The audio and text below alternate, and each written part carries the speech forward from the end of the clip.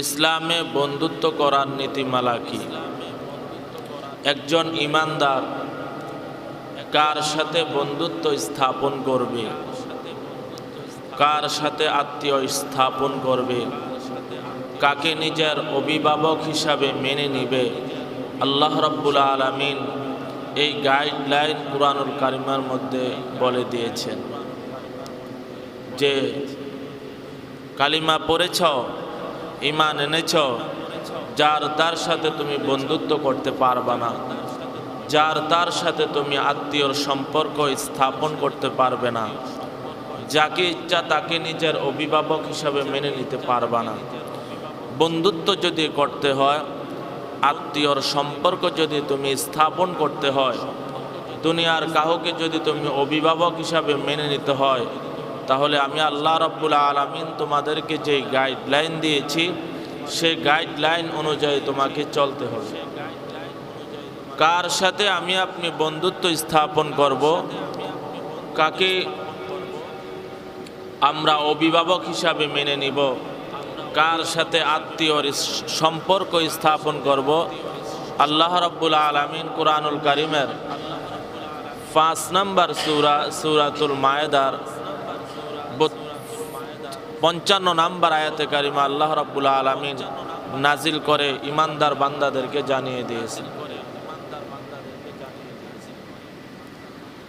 আল্লাহ রাব্বুল আলামিন কুরআনুল কারীমের 5 নম্বর সূরাতুল মায়েদার, হুজুর ইয়াটা একটু লারা দিলে,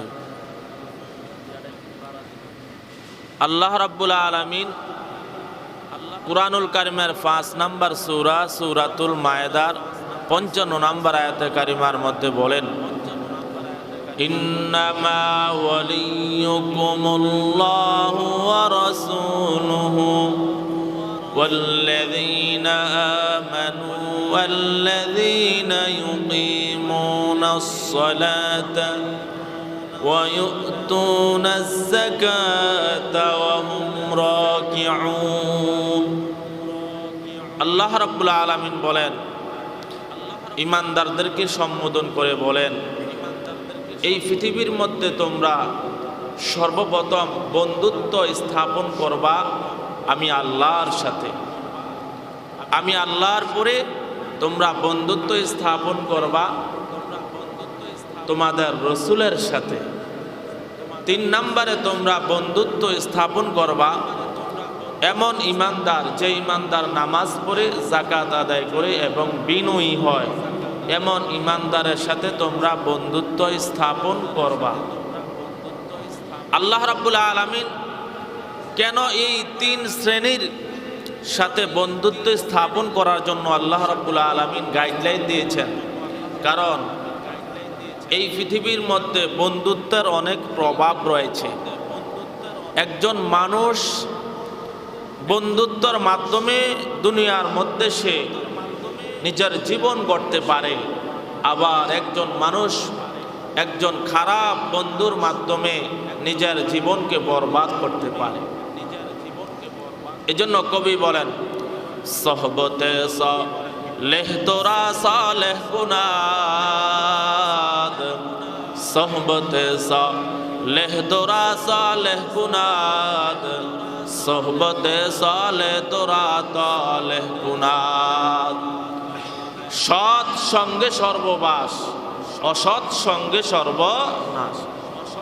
আপনি একজন ভালো মানুষের সাথে যদি বন্ধুত্ব করেন, অটোমেটিকলি আপনিও ভালো মানুষ হয়ে যাবেন। আপনি যদি একজন খারাপ মানুষের সাথে বন্ধুত্ব স্থাপন করেন, অটোমেটিকলি আপনিও খারাপ মানুষের রূপান্তর হয়ে যাবেন। আমার বন্ধুগণ, এই জন্য এই পৃথিবীর মধ্যে বন্ধুত্বের বড় প্রভাব রয়েছে। আপনি চাইলে একজন ভালো বন্ধুর মাধ্যমে নিজের জীবনকে সফলতা অর্জন করার মাধ্যম বানিয়ে নিতে পারেন, আবার চাইলে আপনি একজন খারাপ বন্ধুর সাথে সম্পর্ক করে নিজের জীবনকে নষ্ট করে জাহান্নামী হয়ে যাইতে পারেন।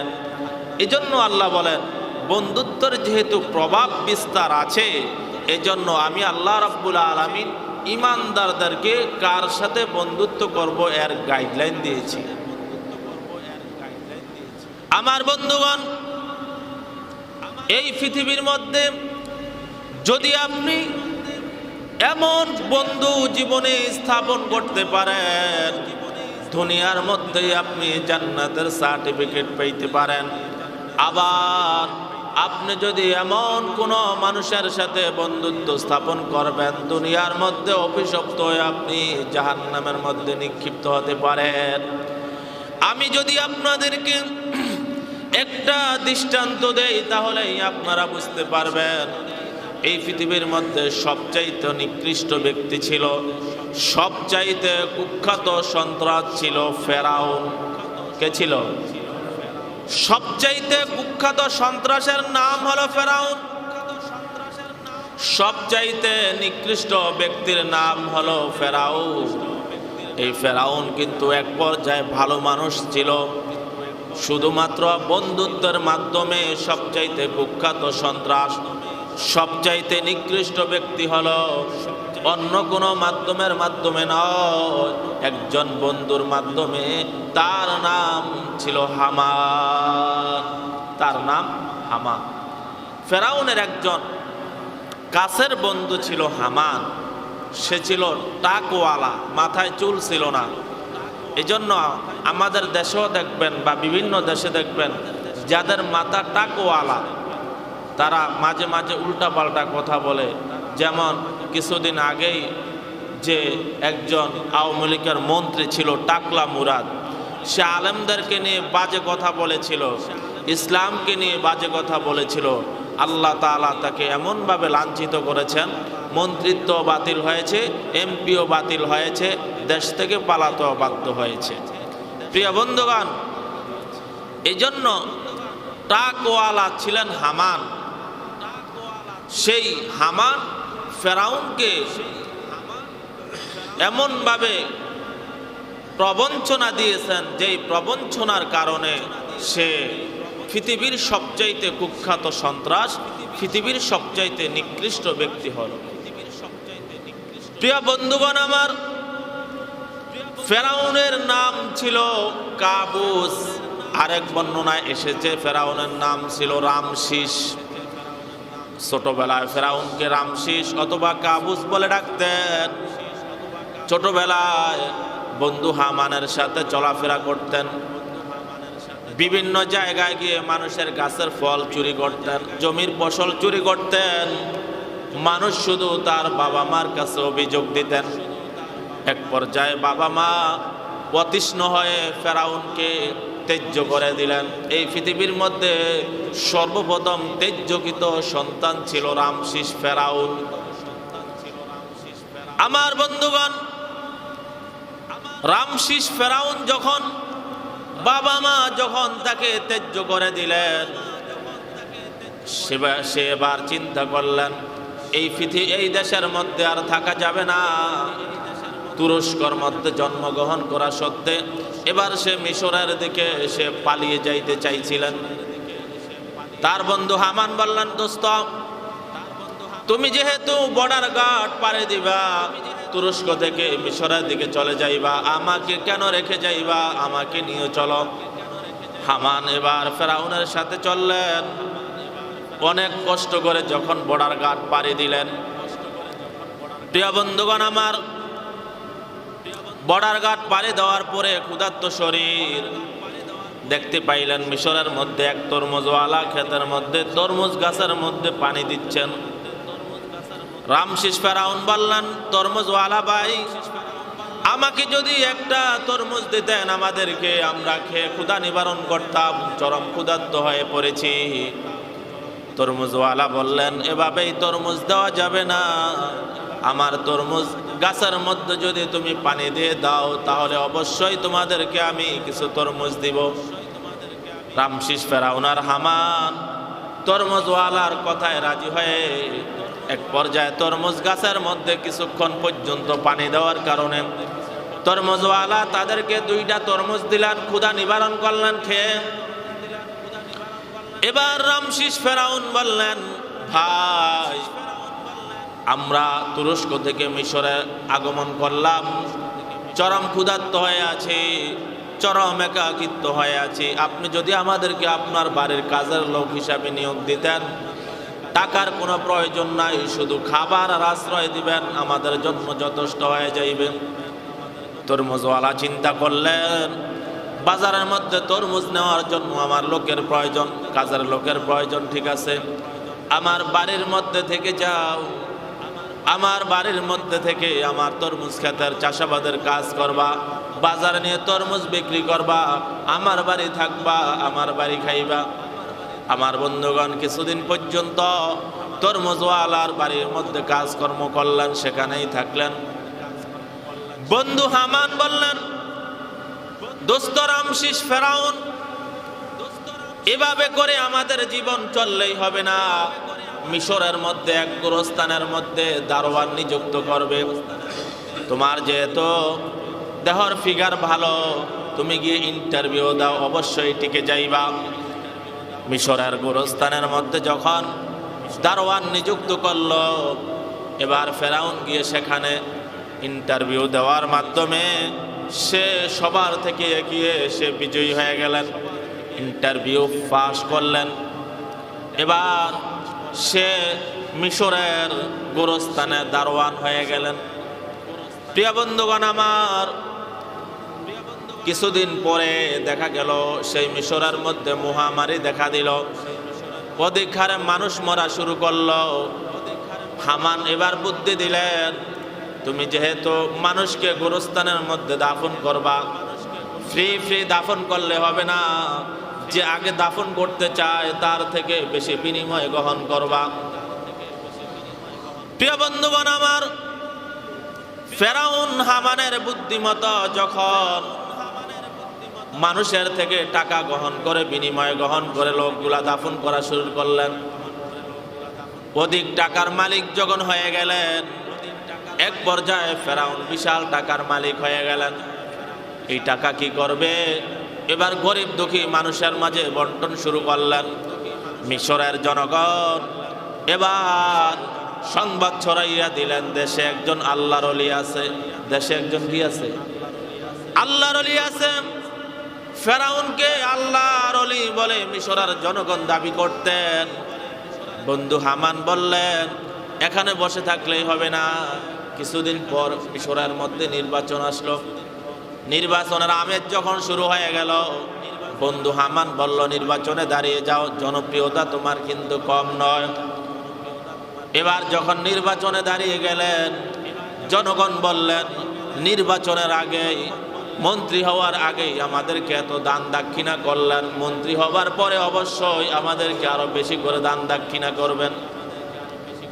আমার বন্ধুগণ, যখনই ফেরাউন এবার নির্বাচনের মধ্যে দাঁড়িয়ে গেলেন, এবার সে মন্ত্রী পরিষদের একজন মন্ত্রী হয়ে গেলেন।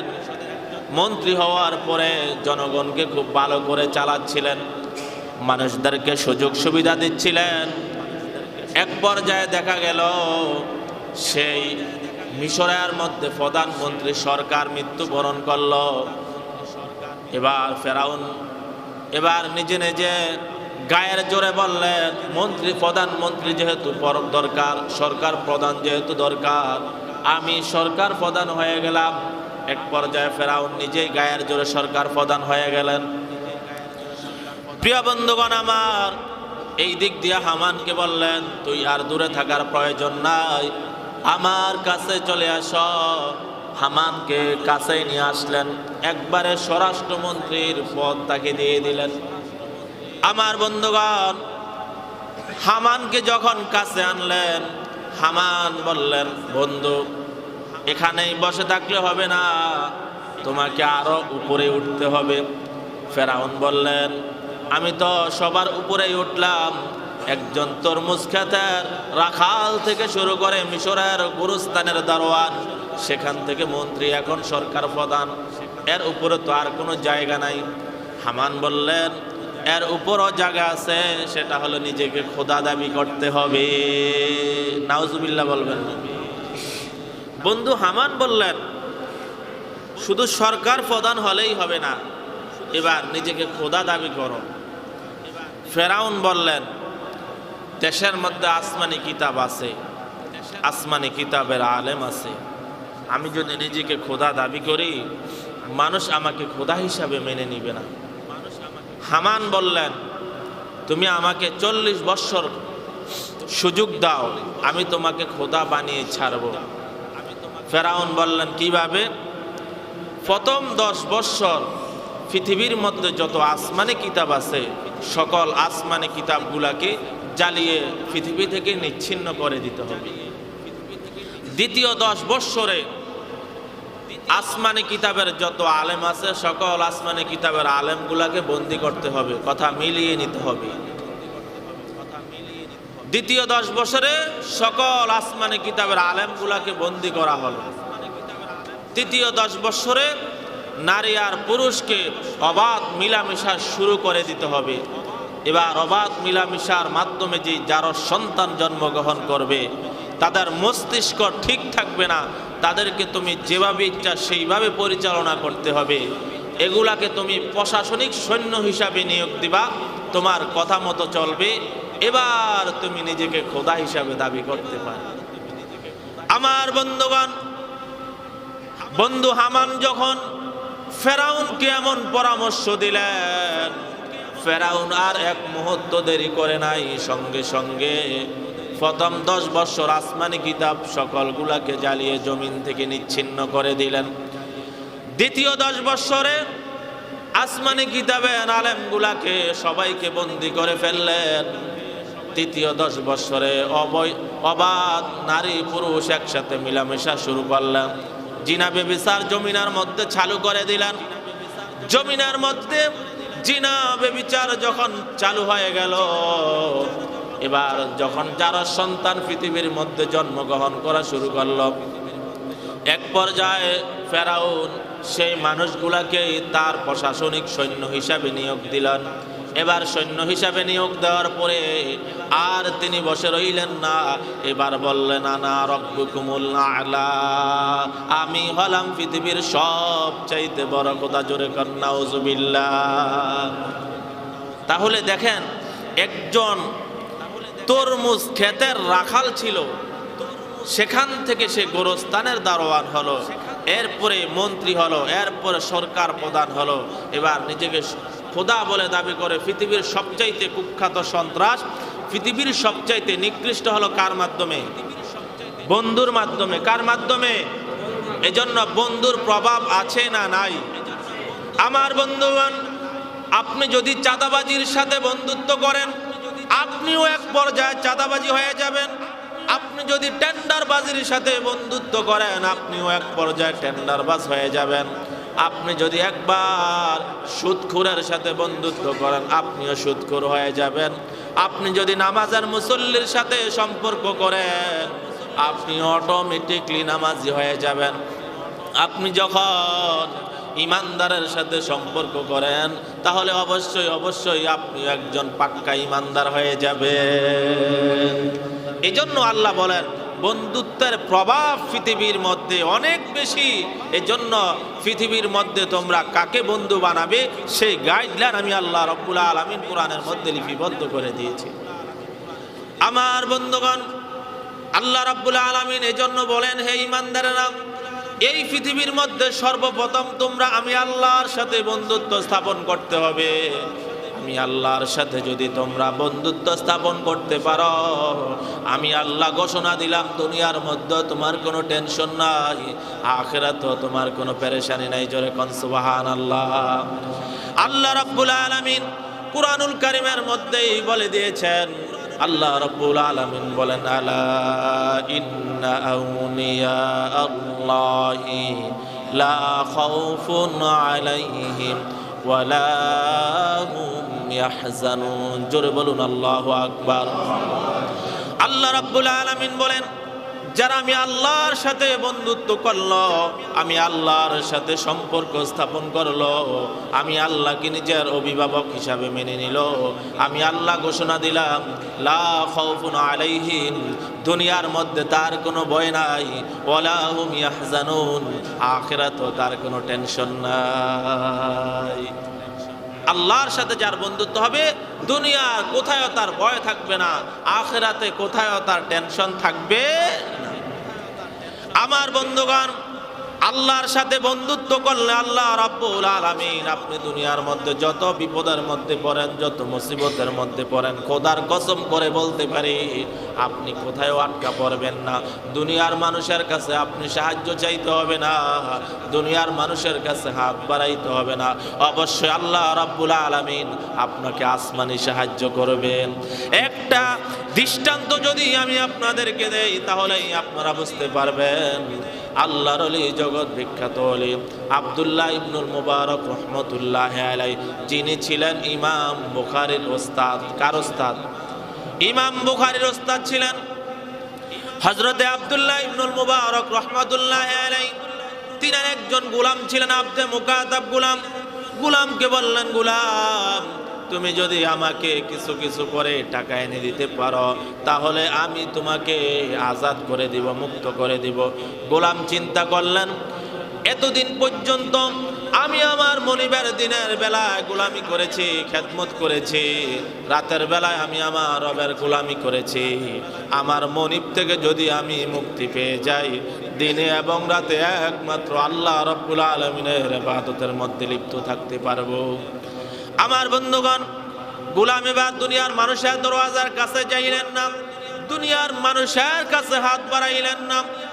দিনের বেলায় মনিবের খেদমত করার পরে রাতের বেলায় যখন সকল মানুষগুলা ঘুমিয়ে যায়, এবার গোলাম গোরস্থানের মধ্যে গিয়ে দাঁড়িয়ে দাঁড়িয়ে সারা রাত নফল নামাজ পড়ে। এই দিক দিয়ে এলাকার লোকজন আব্দুল্লাহ ইবনুল মুবারককে জানাইয়া দিলেন, ওগো আব্দুল্লাহ ইবনুল মুবারক, তুমি কি জানো তোমার গোলাম রাতের বেলায় কবরস্থানের মধ্যে গিয়ে কাপনের কাপড় চুরি করে? আব্দুল্লাহ ইবনুল মুবারকের অন্তরের মধ্যে ধাক্কা লেগে গেল। আমি তো বলেছি আমার গোলাম যদি কিছু টাকা এনে দিতে পারে তাকে আমি আজাদ করে দিব, মুক্ত করে দিব। আবার এটা বিশ্বাস রয়েছে, আমার গোলাম কখনো এমন আচরণের হইতে পারে না। গোলাম তো একজন মুখলেস মানুষ, গোলাম তো একজন ভালো মানুষ। আমার বন্ধুগণ, এবার আব্দুল্লাহ ইবনুল মুবারক পরের রাত্রে যাচাই করবার জন্য গেলেন। দেখতে পেলেন সকল মানুষগুলা যখন ঘুমিয়ে পড়লেন, গোলাম না ঘুমাইয়া সে এবার কবরস্থানের মধ্যে গিয়ে দাঁড়িয়ে দাঁড়িয়ে নফল নামাজ পড়তেছেন। সারা রাত যখন নফল নামাজ পড়া শুরু করলেন, এই দিক দিয়ে মসজিদের মধ্যে যখন ফজরের আজান দিল, এবার আব্দুল্লাহ ইবনুল মুবারক ফজরের নামাজ পড়ার জন্য মসজিদে চলে গেলেন। গোলামও মসজিদে চলে গেলেন, ফজরের নামাজ আদায় করলেন। ফজরের নামাজ শেষ করার পরে আব্দুল্লাহ ইবনুল মুবারক মসজিদ থেকে বের হয়ে গেলেন। আর গোলাম মসজিদের মধ্যে নামাজ পড়ার পরে তাসবিহ তাহলিল পরে আল্লাহর কাছে দোয়া করলেন, রব্বুল আলামিন, আমার মনে আব্দুল্লাহ ইবনুল মুবারক আমাকে সুবর্ণ সুযোগ দান করেছেন। আমি যদি তাকে কিছু টাকা এনে দিতে পারি, সে আমাকে আজাদ করে দিবেন। দিনে এবং রাতে একমাত্র আপনি আহকামুল হাকিমের ইবাদতের মধ্যে আমি লিপ্ত থাকতে পারবো। দুনিয়ার মানুষের কাছে হাত বাড়াইলাম না, দুনিয়ার মানুষের দরওয়াজার কাছে যাইলাম না। রব্বুল আলামিন আব্দুল্লাহ ইবনুল মুবারক থেকে মুক্ত করার ব্যবস্থা আপনি আমাকে করে দিন। আল্লাহ রাব্বুল আলামিন গোলামের উপর খুশি হয়ে মসজিদের ছাদ ছিদ্র করে দিয়ে আল্লাহ রাব্বুল আলামিন একটা দিরহামের থলি গোলামের সামনে পেশ করে দিলেন। জোরে কোন সুবহানাল্লাহ। গোলাম এই দিরহামের থলি নিয়ে আব্দুল্লাহ ইবনুল মুবারককে দিলেন, বললেন, মনিব, আপনি বলেছেন যদি আপনাকে কিছু টাকা দিতে পারি আপনি আমাকে আজাদ করে দিবেন। এই নেন দিরহামের থলি, আমি আপনাকে দিয়ে দিলাম, আপনি আমাকে আজাদ করে দেন। মনিব বললেন, ওগো আল্লাহর বান্দা, এতদিন পর্যন্ত আমি আপনাকে চিনি না। আল্লাহর সাথে যে আপনার এত বন্ধুত্ব রয়েছে, আল্লাহর সাথে যে আপনার এত সম্পর্ক রয়েছে, আমি আব্দুল্লাহ ইবনুল মুবারক ইতিপূর্বে জানি না। গত রাতে আমি আপনার সব দৃশ্য দেখেছি। আজকের থেকে আমি হলাম আপনার গোলাম, আপনি হলেন আমার মনিব। গোলাম বললেন, কি বলেন মনিব, আপনি কেন এমন ধরনের কথা বলেন? আব্দুল্লাহ ইবনুল মুবারক বললেন, গত রাতে আমি আপনার সব দৃশ্য দেখেছি, আমি আল্লাহর সাথে আপনার সম্পর্কের ব্যাপারে সব কিছু জেনেছি। গোলাম বললেন, রব্বুল আলামিন, এই পৃথিবীর মধ্যে আমি আপনার সাথে বন্ধুত্ব করেছি দুনিয়ার মানুষকে দেখাবার জন্য নয়, দুনিয়ার মানুষকে জানাবার জন্য নয়। আমার এই সম্পর্ক যেহেতু প্রকাশ পেয়ে গেল, এই দুনিয়ার মধ্যে আমি আর থাকতে চাই না, আপনার কাছে আমাকে উঠিয়ে নিয়ে যান। আল্লাহ রব্বুল আলামিন দোয়াকে কবুল করে নিলেন। আল্লাহ তাআলা গোলামকে আসমানে উঠাইয়া নিয়ে গেলেন। এই ওয়াকিয়া বলার দ্বারা উদ্দেশ্য হলো এই, আপনি বিপদে পড়লেন, মুসিবতে পড়লেন, যা কিছুর মধ্যে পড়লেন, আল্লাহর সাথে যদি আপনার বন্ধুত্ব থাকে, খোদার কসম করে বলতেই পারি, মানুষের দরওয়াজায় যাওয়ার প্রয়োজন নাই, মানুষের কাছে হাত বাড়ার প্রয়োজন নাই, অবশ্যই আল্লাহ রাব্বুল আলামিন আপনাকে আসমানে সাহায্য করবেন। প্রিয় বন্ধুগণ, এই জন্য আল্লাহ বলেন, আমি আল্লাহর সাথে যদি তোমার বন্ধুত্ব হয়, দুনিয়ার মধ্যে তোমার কোনো ভয় নাই, টেনশন নাই, আখিরাতে তোমার মিজানে বলো, সিরাতে বলো, হাসরে বলো, কোথাও যে কাউসারে বলো, কোথায় তুমি পেরেশানগ্রস্ত হইবে।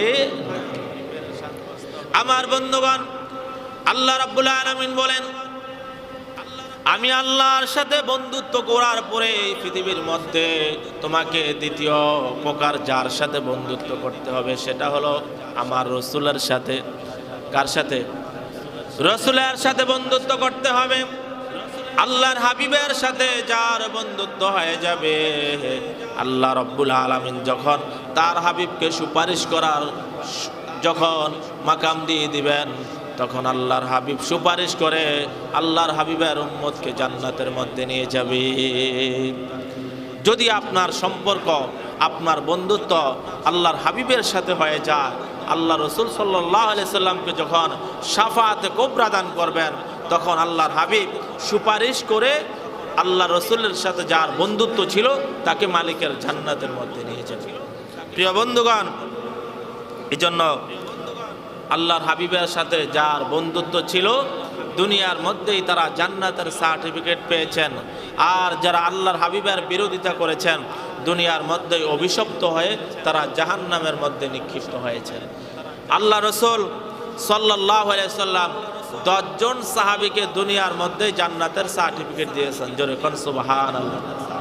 আমার বন্ধুগণ, আল্লাহর হাবিব বলেন, আবু বকর ফিল জান্নাহ, ওমর ফিল জান্নাহ, ওসমান ফিল জান্নাহ, আলী ফিল জান্নাহ, জুবাইর ফিল জান্নাহ, তালহা ফিল জান্নাহ, সাদ ইবনে আবি ওয়াক্কাস ফিল জান্নাহ, আবু উবাইদা ইবনুল জাররাহ ফিল জান্নাহ।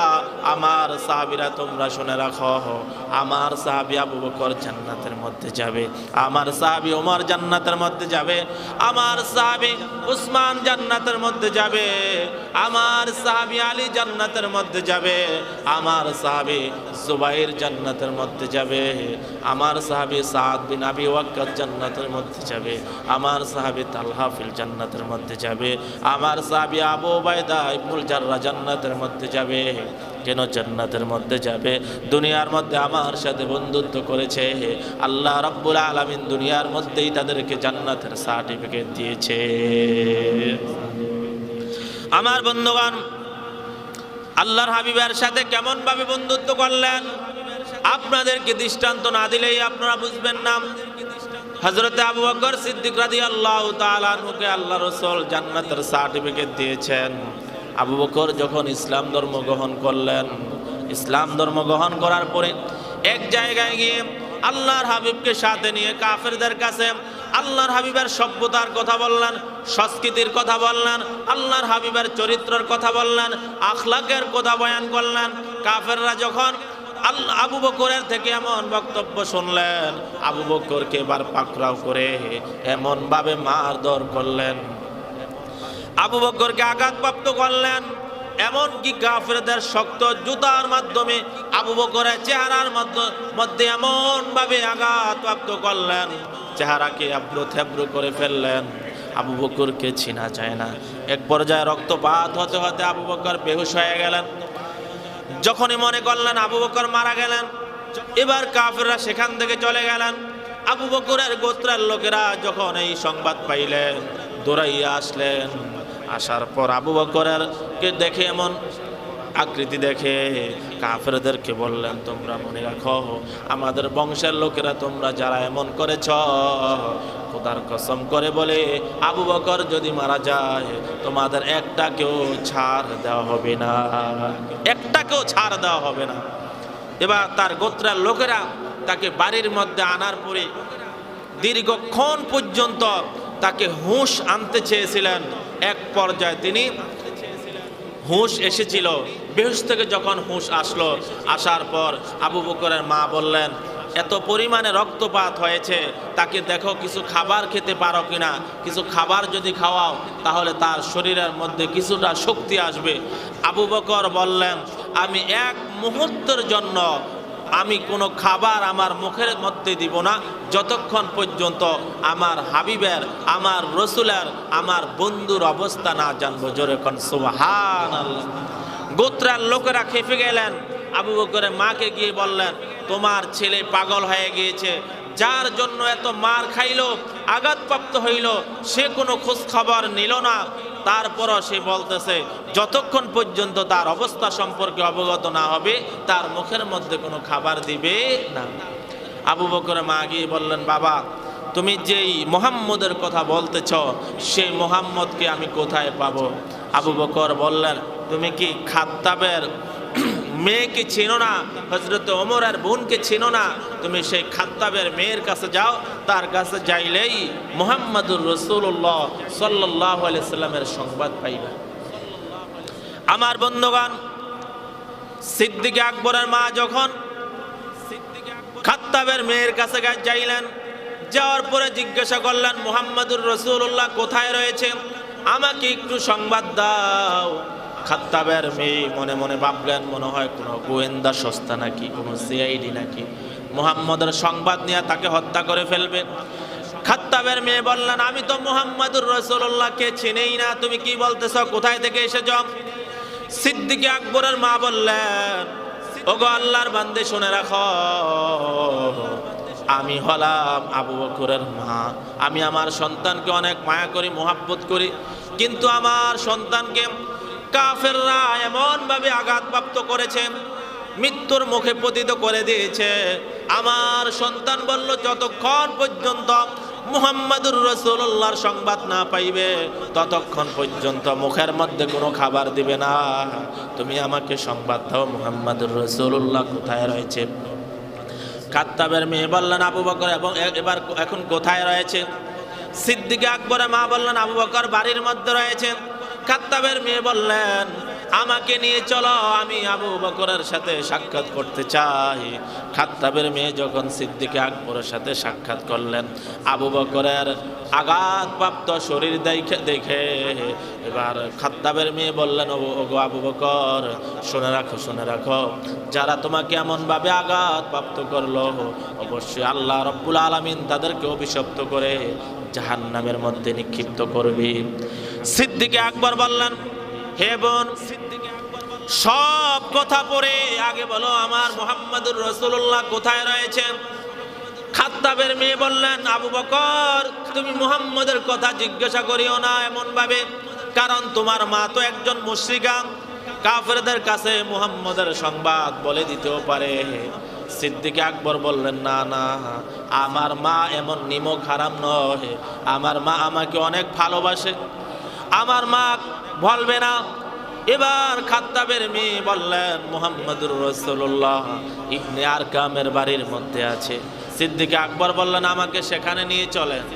সিদ্দিক আকবর নিজের পায়ের মধ্যে ভর করে দাঁড়াতে পারে নাই।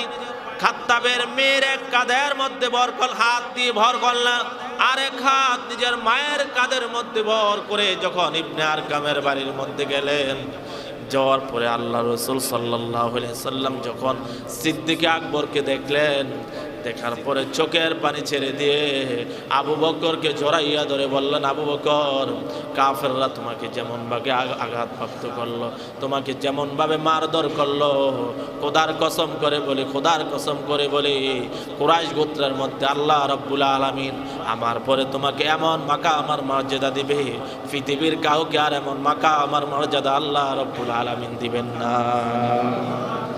সেই মাকাম আর মর্যাদা আল্লাহ রাব্বুল আলামিন দিয়েছিল কিনা ভাই? আল্লাহ রসুলের পরে সবচাইতে মাকাম আর মর্যাদা আল্লাহ তাআলা সিদ্দিকে আকবরকে দান করেছেন। কেন? আবু বকরের জীবনটাই রসুলের জন্য বিলিয়ে দিয়েছেন। প্রিয় বন্ধুগণ, এই জন্য আল্লাহ রসুলের সাথে যার বন্ধুত্ব হবে আল্লাহ তাআলা অটোমেটিকলি দুনিয়ার মধ্যে তার মাকাম আর মর্যাদা দিবেন তো দিবেনই, হাসরের ময়দানে আল্লাহ রসুল তাকে সুপারিশ করে মালিকের জান্নাতের মধ্যে নিয়ে যাবেন। জোরে কোন সুবহানাল্লাহ। আরেকটি হাদিস থেকে আপনাদেরকে শোনাচ্ছি। ইসলামের প্রথম যুদ্ধ বদরের যুদ্ধ। সেই বদরের যুদ্ধের মধ্যে 313 জন সাহাবীকে আল্লাহ রসুল নিযুক্ত করলেন। বিভিন্ন সাহাবীকে বিভিন্ন জায়গায় নিযুক্ত করলেন।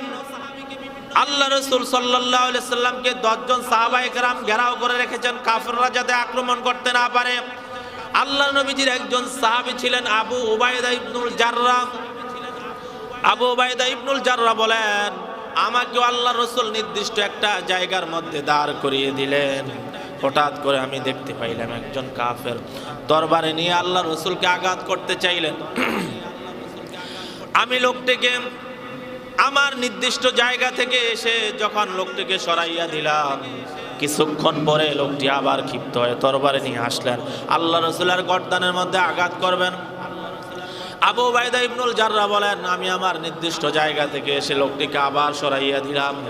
কিছুক্ষণ পরে লোকটি আরো ক্ষিপ্ত হয়ে তরবারি নিয়ে আবার আগাইলেন, আল্লাহ রসুলের গর্দানের মধ্যে আঘাত করবেন। আবু উবাইদা ইবনুল জাররাহ বলেন, আমি লোকটাকে একবার ছাড় দিয়েছি, 2 বার ছাড় দিয়েছি, আমি 3 বারের সময় লোকটাকে আর ছাড় দিতে পারি নাই। আমি শুধু তরবারি উঁচু করলাম, লোকটার গর্দানের মধ্যে আঘাত করব ভাব। আঘাত করার পূর্বে লোকটার মস্তকে আল্লাহ রাব্বুল আলামিন 60 থেকে 70 হাত দূরে নিয়ে ফেলে দিয়েছে।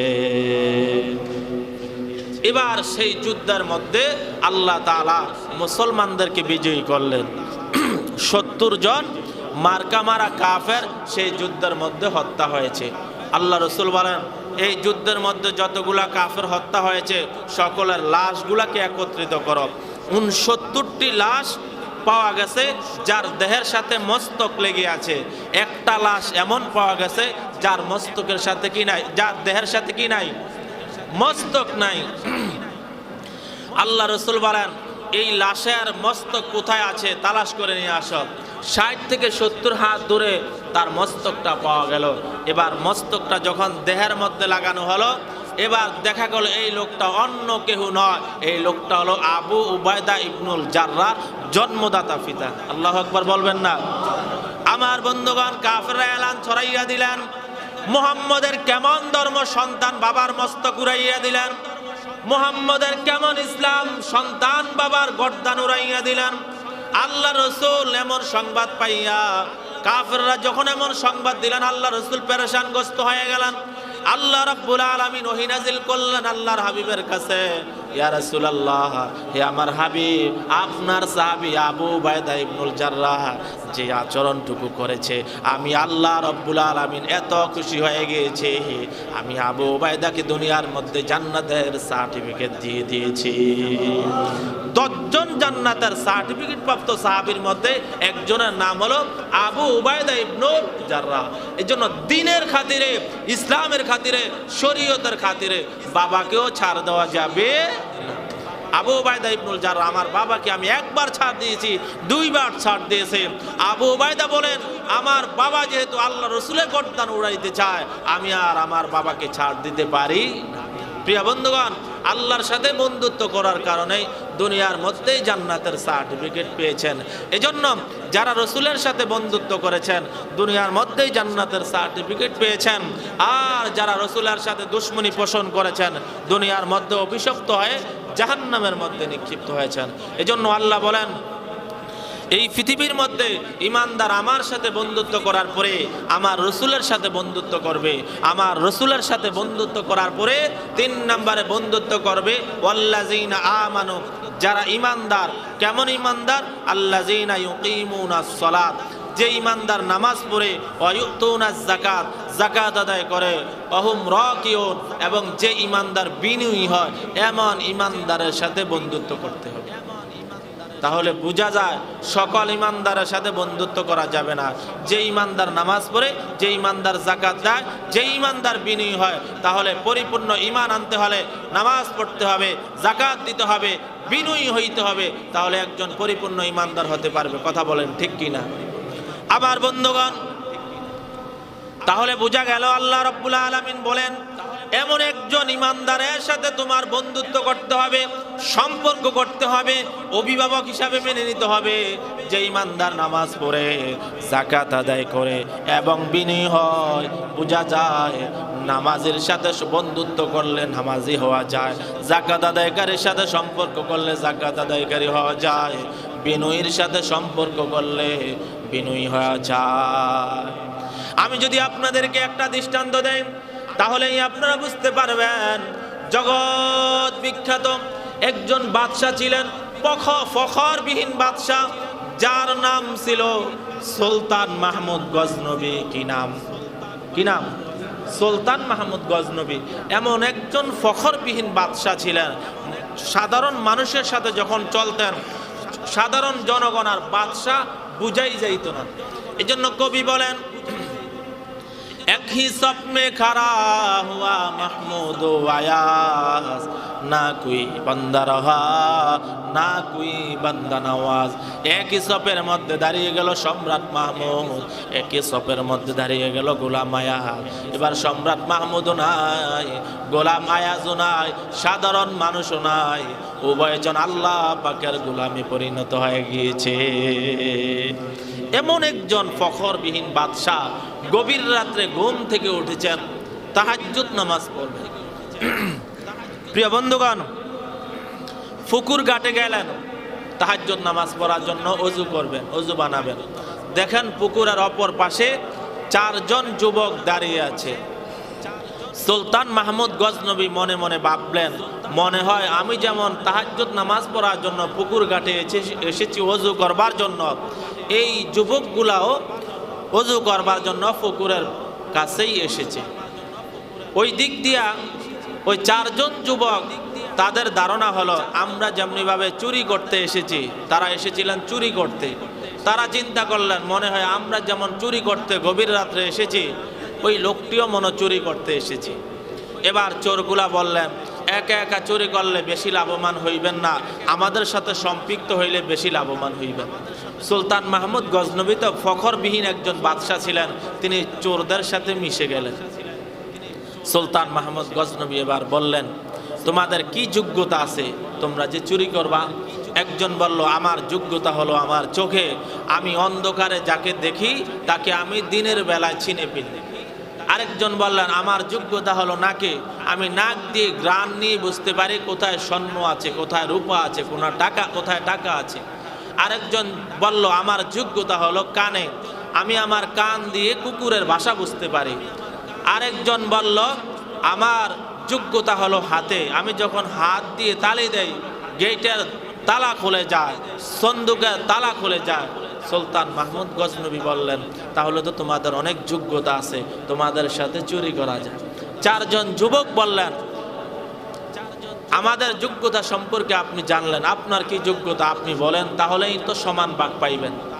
সুলতান মাহমুদ গজনবী বললেন আমার যোগ্যতা হলো আমার দাড়ি যখন ডান দিকে হেলাই তাহলে ফাঁসি মাপ হয়ে যায়, আমার দাড়ি যখন বাম দিকে হেলাই জেল মাপ হয়ে যায়।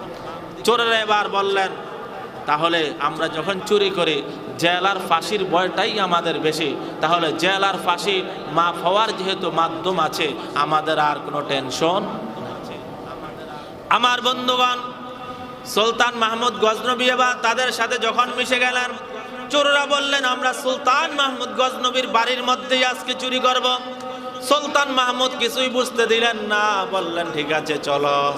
সুলতান মাহমুদ গজনবীর বাড়ির পাশে যখন ঢুকতে লাগলেন, গেট দিয়ে যখন ঢুকবেন গেটের পাশেই বিদ্যমান ছিলেন একটি কুকুর। এবার সুলতান মাহমুদ গজনবীর সাথে চোরদেরকে দেখে কুকুর বললেন বাড়ির লোকেরা সাবধান হয়ে যাও, বাদশা কিন্তু মেহমান নিয়ে বাড়ির মধ্যে ফিরতেছে। তাদের মধ্যে একজন আছে সে কুকুরের ভাষা বুঝতো, সে এবার কুকুরকে তিরস্কার করলো।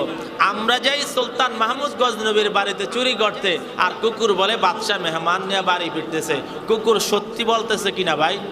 কুকুর সত্যই বলতেছে, কিন্তু সে কুকুরকে তিরস্কার করতেছে।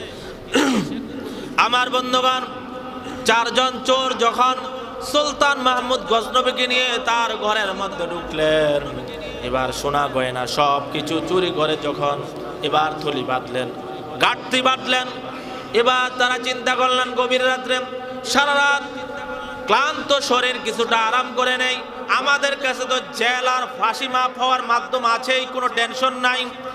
চোরেরা কিছুক্ষণ বিশ্রাম করার কারণে ঘুম ধরে গিয়েছে, ঘুমিয়ে গেল। ওই দিক দিয়া ফজর আজানের সময় যখন হয়ে গেল, সুলতান মাহমুদ গজনবী ঘুম থেকে উঠে মসজিদে চলে গেলেন, তার ভক্তবিন্দুকে নিয়ে মসজিদে ফজরের নামাজ পড়লেন, চোরদেরকে ঘরের মধ্যে তালাবদ্ধ করে গেলেন।